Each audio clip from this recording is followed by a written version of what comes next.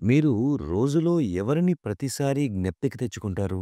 హృదయంలో ఎవరి మీద ఎక్కువ ప్రేమ ఉన్నదో, ఎవరితో ఎక్కువ అనుబంధం ఉందో వారినే కదా! ఈశ్వరునితో అనుబంధం లేనేలేదు. ఆయన ఎవరో తెలీదు. అపరిచితుడు, నిరాకారుడు, ఆకారానికి అందనివాడు. ఆయనను ఎలా జ్ఞప్తికి తెచ్చుకుంటారు? जैसे छोटी बच्ची को बोलते हैं उनकी शादी नहीं हुई, పెళ్లి కాని చిన్న పాపతో నీ భర్తను జ్ఞప్తికి తెచ్చుకోమ్మా అని చెప్పినట్లుగా ఆ పాప ఎప్పుడూ చూడలేదు. ఎప్పుడూ పెళ్లి గురించి ఆలోచించను కూడా లేదు. మనందరి పరిస్థితి కూడా అదే విధంగా ఉంది. ఈశ్వరునితో మన వివాహం ఇప్పటివరకు అవనేలేదు. ఆయన్ను గుర్తించను కూడా లేదు. ఆయనను ఎలా జ్ఞప్తికి తెచ్చుకోగలం? అందుకని తేలికైన విషయం ఏంటంటే ధ్యానం చెయ్యండి.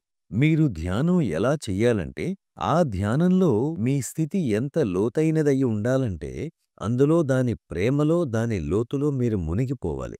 ఆ స్థితిని అలాగే ఉంచుకోండి. తర్వాతేమవుతుందంటే, మన పరిస్థితి చాలా భవ్యంగా తయారవుతుంది. जैसे कोई गिफ्ट देता है ना, ఎవరైనా మనకు 4 క్యారెట్ల డైమండ్ కానుకగా ఇచ్చారనుకోండి. మీరు ఆ కానుక ఇచ్చిన వారి పట్ల కృతజ్ఞులవుతారు కదా!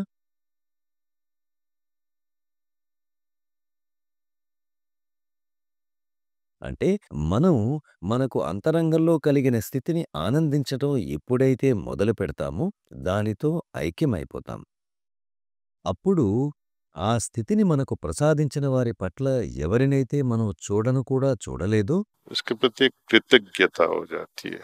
చూడకుండానే ఆయన మనకు ఇంతటి స్థితిని ఇచ్చారు అని వారి పట్ల మనకు కృతజ్ఞతాభావం కలుగుతుంది. తరువాత ఆ స్థితి లోతుల్లోకి తిరిగి తిరిగి వెళ్తూ ఉన్నప్పుడు మన ప్రేమ అధికమవుతుంది.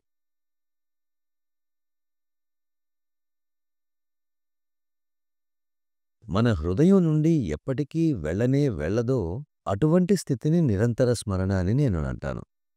రాధాకృష్ణుల ప్రేమలా నిరంతరం ఉంటుంది. రాధ యొక్క భాగస్వామ్యం ఎటువంటిది? ఆమె ఎల్లప్పుడూ ఆయనతో అనుబంధం కలిగి ఉండేది. స్మరణ ఎల్లప్పుడూ ఉంటూ ఉండేది. ఆ స్మరణ ఎలా ఉండేది అంటే, ఒకసారి ఆమె పరిస్థితి ఎలా అయిందంటే, ఆమె కృష్ణుని నామం కృష్ణ కృష్ణ అని తనలో తానే జపిస్తూ ఉండేది. ఆ స్మరణ తరువాత తానే రాధా రాధా అని అనటం ప్రారంభించింది.